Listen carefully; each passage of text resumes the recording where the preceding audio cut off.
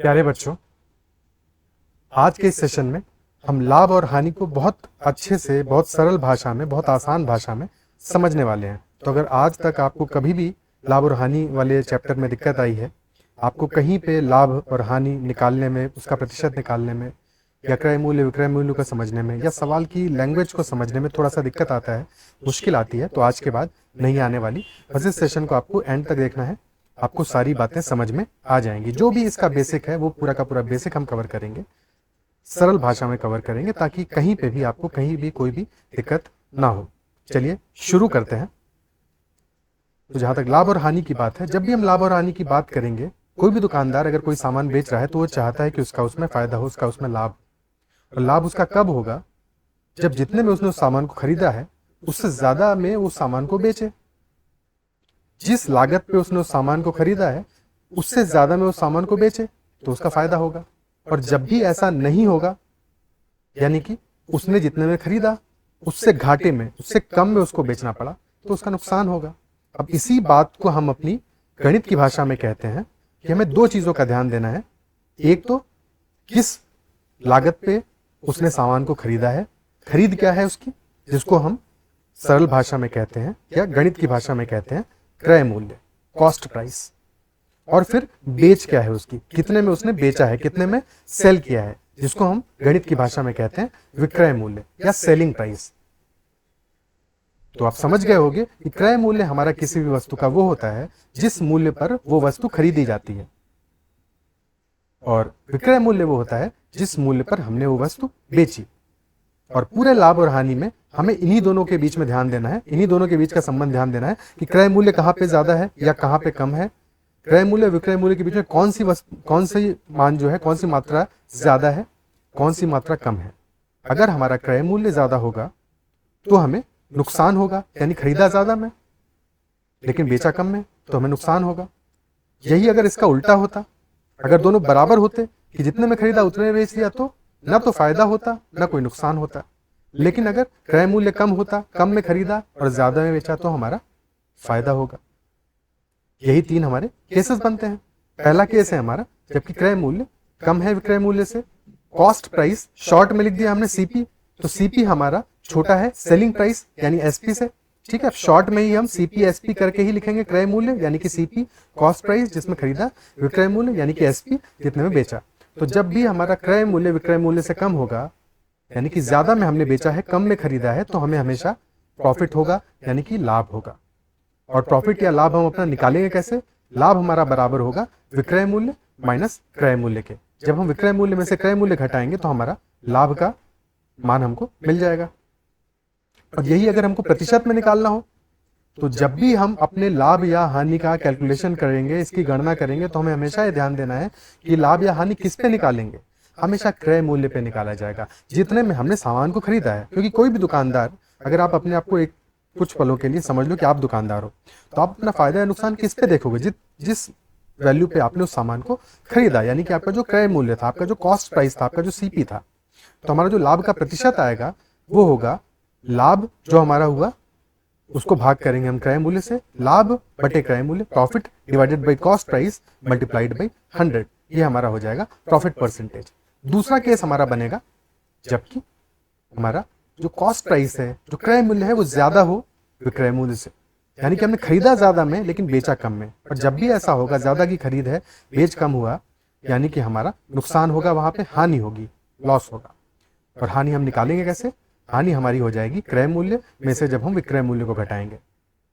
ठीक है, और हानि का प्रतिशत कैसे निकलेगा? हानि का प्रतिशत भी हम क्रय मूल्य से ही निकालेंगे कि हानि बटे क्रय मूल्य multiplied by 100, loss divided by cost price multiplied by 100। ये तो हमारे दो केस बन गए। तीसरा केस जो जनरली नहीं होगा बट किसी किसी केस में आएगा, कभी कभी वो भी देखने को मिलेगा, जबकि हमारे क्रय मूल्य और विक्रय मूल्य सीपी और एसपी दोनों ही बराबर होंगे। और जब दोनों बराबर होंगे तब ना तो हमारा फायदा होगा और ना ही हमारा नुकसान होगा, ना तो प्रॉफिट होगा ना तो लॉस होगा। अब एक एक क्वेश्चन करके क्वेश्चंस के थ्रू समझना शुरू करते हैं। पहला सवाल लेते हैं। सवाल हमसे कह रहा है एक टीवी हमने खरीदा, ये TV is purchased from wholesaler at ₹10,000। एक टीवी थोक विक्रेता से 10,000 रुपए में खरीदा गया। तो जो 10,000 रुपए है ये हमारा क्या हुआ? ये क्रय मूल्य हो गया, ये कितने में खरीदा है दुकानदार ने, कॉस्ट प्राइस हो गया। और इसे ग्राहक को 12,000 रुपए में बेचा है। जब 12,000 रुपए में बेचा है, 12,000 रुपए हमारा विक्रय मूल्य हो गया, यानी कि सेलिंग प्राइस एसपी। क्वेश्चन हमसे पूछा है लाभ का प्रतिशत बताएं। तो सबसे पहली चीज तो क्या है कि हम देख पा रहे हैं कि सीपी हमारा 10,000 है, सेलिंग प्राइस एसपी हमारा 12,000 है। तो ज्यादा क्या है, सेलिंग प्राइस, कॉस्ट प्राइस कम है, तो यहां पे हमारा क्या होगा, फायदा होगा, लाभ होगा, प्रॉफिट होगा, है कि नहीं। और क्वेश्चन हमसे पूछ रहा है प्रॉफिट का परसेंटेज क्या होगा, प्रॉफिट होगा कितना, प्रॉफिट हमारा होगा सेलिंग प्राइस यानी विक्रय मूल्य माइनस क्रय मूल्य जिस कॉस्ट प्राइस, यानी 12,000 में से हम 10,000 घटाएंगे, तो हमारा प्रॉफिट का मान आ जाएगा 2,000 रुपए। और अगर 2,000 रुपए का लाभ हुआ है तो हमारा लाभ का प्रतिशत जो आ जाएगा, प्रॉफिट का परसेंटेज आएगा, लाभ यानी 2,000 रुपए बटे क्रय मूल्य जो कि है 10,000 रुपए गुणे 100। अब 2,000 से 10,000 5 बार जाएगा, 2,000 इंटू 5 10,000, यानी कि ये आ गया 100 बटे 5 20%। कहीं कोई समस्या, क्लियर है, ठीक है। अगला उदाहरण लेते हैं। अगला क्वेश्चन हमसे कह रहा है एक टीवी थोक विक्रेता से 12,000 रुपए में खरीदा गया, तो इस बार जो हमारा क्रय मूल्य है जो सीपी है वह है 12,000 रुपए, क्रय मूल्य है 12,000 रुपए और बेचा है 9,000 में, तो सेलिंग प्राइस एसपी हमारा है, विक्रय मूल्य है 9,000 रुपए। तो सीपी हमारा ज्यादा है एसपी से, खरीदा ज्यादा में है, बेचा कम में है, तो नुकसान होगा हमारा, हानि होगी। और कितनी हानि होगी, हानि हमारी होगी सीपी माइनस एसपी, यानी कि 12,000 माइनस 9,000, यानी कि 3,000 रुपए की हानि हुई। लेकिन हमसे पूछा है हानि का प्रतिशत क्या होगा, हानि का प्रतिशत कितना होगा, हानि यानी 3,000 रुपए, और इसको भाग करेंगे क्रय मूल्य से, सीपी से यानी 12,000 से, गुणे 100, 3,000 इंटू 4 3 चौको 12, यानी कि 100 बटे 4। तो हानि का प्रतिशत हमारा आ गया 25%, 25% हानि होगी यानी हमारी, ठीक है। तो ये हमारा क्वेश्चन का आंसर हो गया। दोनों बातें समझ में आई, ठीक है। अब अगर कभी हमसे कहा जाए कि 3A is equal to 4B, 3A 4B के बराबर है, ठीक है। ए को जब 3 से गुणा कर रहे हैं तो बी को 4 से गुणा करने पे वो दोनों बराबर आते हैं मान। तो क्या हम कह सकते हैं कि अगर हम इस बी को यहाँ पे आके डिवाइड कर दें और 3 को उधर लेके चले जाएं, यानी कि ए बटे बी हमारा हो जाएगा 4 बटे 3, है कि नहीं। क्या ये बात समझ में आती है, ठीक है। एक और उदाहरण लेते हैं छोटा सा। जैसे हमने 3 को 8 से गुणा किया, 3 इंटू 8 24 होगा, और 4 इंटू 6 भी 24 होगा, यानी ये दोनों बराबर है आपस में, ठीक है। अब अगर हम 4 को इधर लेके चले जाएं और 8 को दाईं तरफ लेके चले जाएं तो 3 बटे 4 हमारा 6 बटे 8 के बराबर होगा। क्या ये बात समझ में आती है, ठीक है। यही सेम बात अगर कही जाए कि 3 वस्तुओं का क्रय मूल्य 5 वस्तुओं के विक्रय मूल्य के बराबर है, बराबर है। अगर ऐसा है तो क्या विक्रय मूल्य को अगर हम इधर लेके चले जाएं और 3 को उधर लेके चले जाएं तो क्या हम कह सकते हैं कि क्रय मूल्य यानी कि सीपी और विक्रय मूल्य का जो अनुपात होगा हमारा वो 5 बटे 3 होगा। क्या ऐसा कह सकते हैं, ठीक है। और अगर ये बात समझ में आ रही है तो क्या सीधे सीधे हम नहीं लिख सकते कि जब भी हमें ऐसा दिया होगा कि 3 वस्तुओं का जो क्रय मूल्य है वो 5 वस्तुओं के विक्रय मूल्य के बराबर है, यानी कि सीपी और एसपी का जो रेशियो है वो क्या होगा, बस हमें ये 3 इधर लिख देना है और 5 इस तरफ लिख देना है, यानी कि 5:3 ही तो होगा। सीपी और एसपी का जो रेशियो है कॉस्ट प्राइस और सेलिंग प्राइस का क्रय मूल्य विक्रय मूल्य का अनुपात 5:3 ही तो होगा। क्या ये बात समझ में आती है, ठीक है,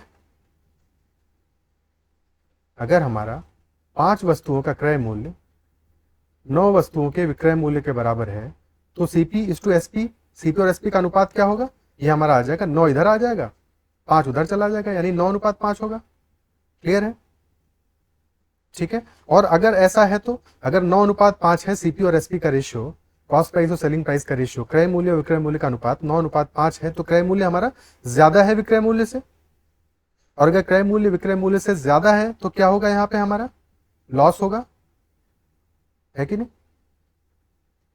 और अगर ऐसा है तो 9 हमारा अगर हम मान ले क्रय मूल्य है, 5 विक्रय मूल्य है, तो लॉस कितना होगा? लॉस होगा 9 - 5, यानी कि 4 रुपए का। ठीक है, और अगर लॉस का परसेंटेज निकालना हो, हानि का प्रतिशत निकालना हो, तो प्रतिशत कितना होगा? 4 की हानि हुई है, लेकिन कितने में हुई है? सीपी हमारा 9 था, यानी 4/9 गुणे 100। ठीक है, और 1/9 हमारा होता है 11.11%, 4/9 होगा 4 गुणे 11.11%, यानी 44.44%। क्या समझ में आता है ये? अब अगला क्वेश्चन करते हैं। अगला सवाल कह रहा है कि 5 कुर्सियों का क्रय मूल्य 6 कुर्सियों के विक्रय मूल्य के बराबर है। Cost price of 5 chairs, 5 chairs का कॉस्ट प्राइस हमारा 6 चेयर्स के सेलिंग प्राइस के बराबर है। तो क्वेश्चन हमसे पूछ रहा है कि प्रॉफिट का परसेंटेज क्या होगा, लाभ का प्रतिशत क्या होगा। तो सीपी और एसपी का रेशियो क्या आ जाएगा? ये 6 इस तरफ बाई तरफ आ जाएगा और 5 दाई तरफ, यानी 6:5 हमारा रेशियो हुआ सीपी और एसपी का, कॉस्ट प्राइस और सेलिंग प्राइस का। तो अगर कॉस्ट प्राइस 6 है, सेलिंग प्राइस 5 है, यानी कि कॉस्ट प्राइस हमारा सेलिंग प्राइस से ज्यादा है कि नहीं? ठीक है, cost price of 5 chairs is equal to, हाँ, कॉस्ट प्राइस हमारा सेलिंग प्राइस से ज्यादा है तो यहाँ पे लाभ थोड़ी होगा। ये थोड़ा सा इस क्वेश्चन में ये गलत लिख दिया है, लाभ नहीं, यहाँ पे हानि होगा। ठीक है, लॉस परसेंटेज क्या होगा? तो जब हमारा सीपी एसपी से ज्यादा है तो यहाँ पे हमें लॉस होगा, और लॉस कितना होगा भाई? 6 रुपए में हमने खरीदा, 5 में बेचा, तो लॉस हमारा हो जाएगा 6 - 5, यानी कि 1 रुपए का लॉस होगा। और परसेंटेज में पूछा है तो लॉस परसेंटेज हमारा क्या आ जाएगा? 1 रुपए का नुकसान हुआ है, कितने में? 6 में नुकसान हुआ है, यानी कि 1/6 इंटू 100, 16.66%। क्लियर है? ये हमारा आंसर हो जाएगा। ठीक है,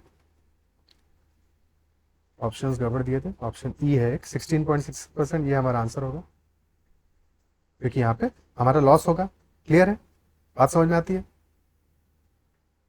अगला क्वेश्चन, अगला सवाल कह रहा है cost price of 25 books, cost price of 25 books is equal to selling price of 20 books. 25 वस्तुओं का क्रय मूल्य 20 वस्तुओं के विक्रय मूल्य के बराबर है, और अगर ये बराबर है तो सीपी और एसपी का अनुपात क्या आ जाएगा? 20 बाई तरफ चला जाएगा, 25 दाई तरफ, तो 20:25, यानी कि अगर 5 से काट दोगे इसको, 5 चौको 20, 25, यानी 4:5 आ जाएगा हमारा अनुपात सीपी और एसपी का, यानी कि कॉस्ट प्राइस और सेलिंग प्राइस का। और कॉस्ट प्राइस कम है, कम में खरीदा है, ज्यादा में बेचा है, यानी कि फायदा होगा, फायदा होगा। और अगर 4 रुपए में, क्योंकि अनुपात हमें पता है, हमें एग्जैक्ट वैल्यू तो नहीं पता ना कितने में खरीदा कितने में बेचा, तो हम यही मान लेते हैं कि 4 रुपए में खरीदा, 5 रुपए में बेचा, प्रॉफिट हमारा होगा 5 - 4, यानी कि 1 रुपए का। तो प्रॉफिट परसेंटेज कितना आ जाएगा? 1 रुपए का प्रॉफिट हुआ है, कितने में हुआ है? कॉस्ट प्राइस में, क्रय मूल्य में, 4 रुपए में, 1/4 गुणे 100, 1/4 हमारा होता है 25%। क्लियर है? ऑप्शन बी हमारा आंसर हो जाएगा। ठीक है, अगला सवाल लेते हैं। अगला क्वेश्चन हमसे कह रहा है जब एक विक्रेता 20 वस्तुएं बेचता है तो उसे 5 वस्तुओं के क्रय मूल्य के बराबर लाभ होता है, तो उसका लाभ प्रतिशत क्या होगा? When a seller sells 20 articles, he incurs a profit equal to the cost price of 5 articles. तो what is his profit percentage? 20 वस्तुएं बेच रहा है और उसे 5 वस्तुओं के क्रय मूल्य के बराबर लाभ हो रहा है। तो अगर हम मान लें कि एक वस्तु का क्रय मूल्य 1 रुपए है,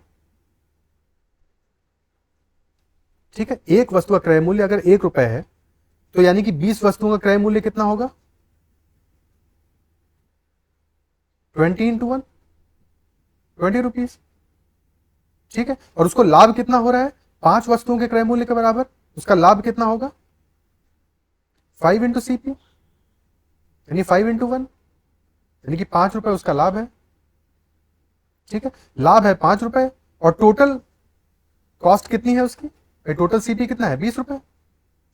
20 रुपए का टोटल उसका क्रय मूल्य है और 5 रुपए का लाभ है। लाभ प्रतिशत निकालना है हमको। कितना आएगा प्रॉफिट परसेंटेज? प्रॉफिट परसेंटेज आ जाएगा 5 रुपए का लाभ हुआ है उसको 20 रुपए में, यानी कि 5/20 गुणे 100, 1/4 गुणे 100, यानी कि आंसर हमारा आ जाएगा 25%। क्लियर है? Option C. अब यहां पे हमें विक्रय मूल्य निकालने की तो कोई जरूरत नहीं थी। अगर हमें विक्रय मूल्य निकालना होता तो फिर क्या करते हम? 20 वस्तुओं का विक्रय मूल्य क्या आता? भाई हमको कॉस्ट प्राइस पता है 20 का, लाभ पता है, तो विक्रय मूल्य इन दोनों को जोड़ के आया था, यानी 20 + 5, 25 रुपीज हमारा विक्रय मूल्य होता 20 वस्तुओं का। और अगर एक का निकालना होता सेलिंग प्राइस तो आ जाता 25/20, यानी कि 1.25%। क्या ये बात समझ में आती है? ठीक है, अब ये तो लंबा तरीका हो गया। क्या इस बात को हम शॉर्ट में नहीं कर सकते? बिल्कुल कर सकते हैं। देखो, हमसे कह रहा है क्वेश्चन कि 20 वस्तुएं हमने बेची हैं और हमें फायदा हो रहा है 5 वस्तुओं के क्रय मूल्य के बराबर। तो अगर 20 वस्तुओं को खरीदा होगा हमने, तो 20 रुपए में खरीद लिया, मान लो 1-1 रुपए की एक चीज खरीदी, और फायदा हमारा कितना होगा? प्रॉफिट कितना होगा? प्रॉफिट होगा 5 वस्तुओं के क्रय मूल्य के बराबर, यानी कि 5 रुपए का फायदा हुआ।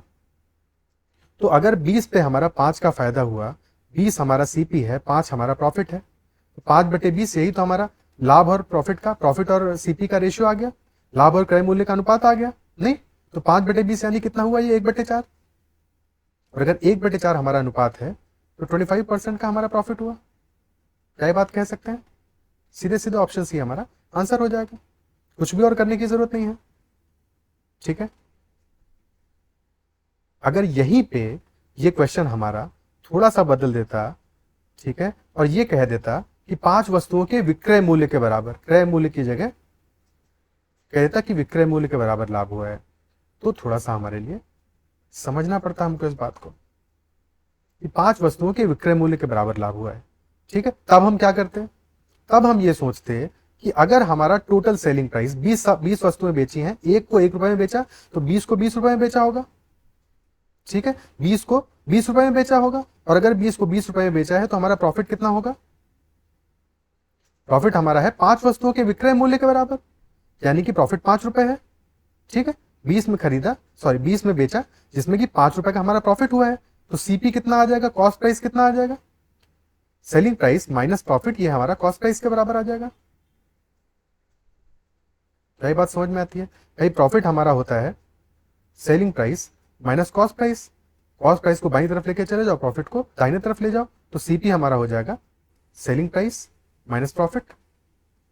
ठीक है, वही चीज तो लिखी हुई है। तो जब हमारा सेलिंग प्राइस और प्रॉफिट की वैल्यू पता होगी तो वहां से सीपी निकल आएगा। सीपी हमारा हो जाएगा 20 - 5 यानी कि 15।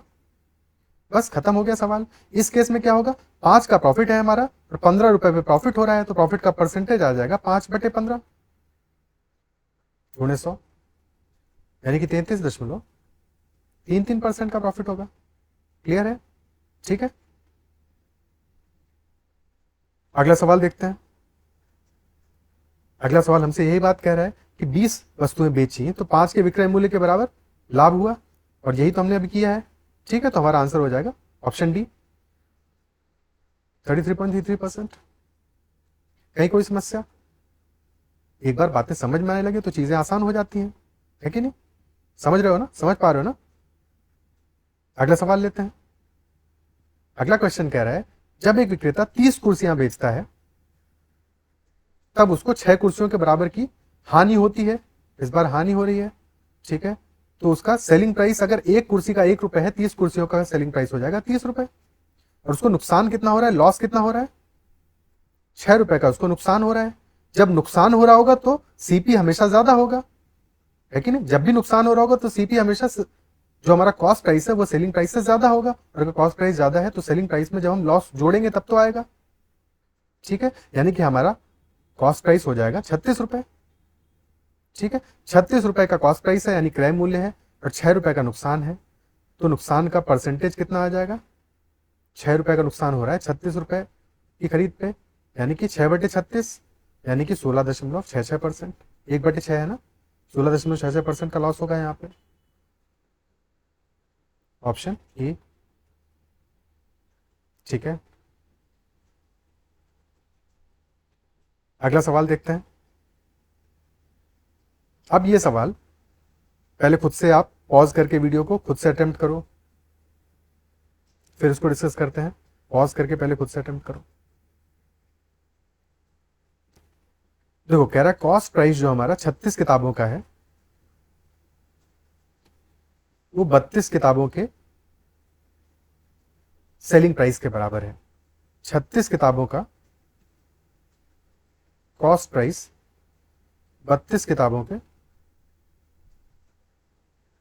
सेलिंग प्राइस के बराबर है। ठीक है, इससे पीछे के सवाल सारे हो गए ना। ठीक है, 36 किताबों का हमारा कॉस्ट प्राइस 32 किताबों के सेलिंग प्राइस के बराबर है। तो क्वेश्चन हमसे पूछ रहा है कि यहाँ पे लाभ का प्रतिशत क्या होगा। तो हम ऑलरेडी देख चुके हैं, जब 36 का कॉस्ट प्राइस हमारा 32 के सीपी के बराबर है, एसपी के बराबर है, तो हमारा अनुपात क्या आएगा, रेशियो क्या आएगा सीपी और एसपी का। ये 32 हमारा बाईं तरफ चला जाएगा और 36 दाहिनी तरफ, यानी 32:36 आ जाएगा कॉस्ट प्राइस और सेलिंग प्राइस का अनुपात। 4 से काटोगे 8:9 आ जाएगा। तो अगर हमारा 8:9 है, 8 कम है 9 से, कॉस्ट प्राइस कम है सेलिंग प्राइस से, यानी कि यहाँ पे हमारा प्रॉफिट होगा। और प्रॉफिट होगा कितना, 9 रुपए एसपी है, 8 रुपए सीपी है, यानी कि 1 रुपए का। ठीक है, 1 रुपए का प्रॉफिट होगा तो प्रॉफिट परसेंटेज कितना आ जाएगा, 1 रुपए का प्रॉफिट हुआ है और कितने में हुआ है, 8 रुपए में। 1/8 गुणे 100, यानी कि 100/8 12.5% का प्रॉफिट हुआ है हमारा। ठीक है, अगला सवाल लेते हैं। इसमें भी एक बार पॉज करके वीडियो को पहले खुद से सॉल्व करना है। क्वेश्चन कह रहा है कि when a seller sales 30 articles, 30 article बेचे हैं, 30 वस्तुएं बेची हैं और उसे 6 वस्तुओं के विक्रय मूल्य के बराबर लाभ हो रहा है। ठीक है, तो विक्रय मूल्य के बराबर लाभ हो रहा है, तो अगर हम एक वस्तु का विक्रय मूल्य, एक आर्टिकल का सेलिंग प्राइस अगर 1 रुपए मान लें, तो टोटल सेलिंग प्राइस कितना होगा, 30 वस्तुएं बेची हैं तो हो जाएगा 30 रुपए। और प्रॉफिट कितना हुआ है, 6 वस्तुओं के विक्रय मूल्य के बराबर, यानी कि 6 रुपीज का हमारा 6 रुपए का प्रॉफिट होगा। ठीक है, तो यहां से कॉस्ट प्राइस कितना निकल के आ जाएगा, सेलिंग प्राइस में से प्रॉफिट घटाएंगे तब तो कॉस्ट प्राइस आएगा, यानी कि 30 - 6 24 रुपए हमारा क्रय मूल्य आ जाएगा। 24 का क्रय मूल्य है, 6 रुपए का लाभ है, तो प्रॉफिट परसेंटेज हमारा हो जाएगा 6:24 गुणे 100, यानी कि 1/4 इंटू 100, 100/4 यानी कि 25% का लाभ होगा, शुद्ध मुनाफा। ठीक है, ये हमारा आंसर हो जाएगा, ऑप्शन सी। क्या ये बात समझ में आती है? क्या जो भी सवाल हमने आज किए वो समझ में आया आपको? सेशन पसंद आया? और अगर सेशन आपको पसंद आया है, समझ आए हैं सारे के सारे सवाल, तो इस सेशन को लाइक ज़रूर कीजिएगा। अगर चैनल को अब तक आपने सब्सक्राइब नहीं किया है तो सब्सक्राइब कर लीजिएगा। पूरा डिटेल में हर एक टॉपिक पे हम ऐसे ही वीडियोस लाते रहेंगे। और जहाँ कहीं पे भी आपको दिक्कत हो, जो भी समस्या हो, और किसी क्वेश्चन में समस्या है या कोई और आपका सवाल है जहाँ पे आपको समस्या हो रही है, तो आप कमेंट में मेंशन कर सकते हो। अगर सेशन पसंद आया है तो भी आप कमेंट में फीडबैक दे सकते हो, अप्रिसिएट कर सकते हो। ठीक है, कुछ भी जो भी आपका फीडबैक है, जो भी आप बात कहना चाहते हो, आप शेयर कर सकते हो। सेशन को लाइक ज़रूर कीजिएगा और आपके दोस्तों से भी और भी लोगों से शेयर कीजिएगा, ग्रुप्स में भी फैला दीजिएगा ताकि और भी लोग इस सेशन का फ़ायदा उठा सकें। ठीक है, चैनल को सब्सक्राइब ज़रूर कर लीजिएगा अगर नहीं किया हो, ताकि आगे भी ऐसे जो वीडियोज़ आएंगे उनका आपको अपडेट मिलता रहे। ठीक है, और टेलीग्राम चैनल का लिंक मैंने डिस्क्रिप्शन में दिया हुआ है, तो वहाँ से आप टेलीग्राम चैनल भी ज्वाइन कर सकते हो। आज के सेशन में इतना ही रखते हैं, फिर मिलते हैं अगले सेशन में। ख्याल रखिए, पढ़ते रहिए।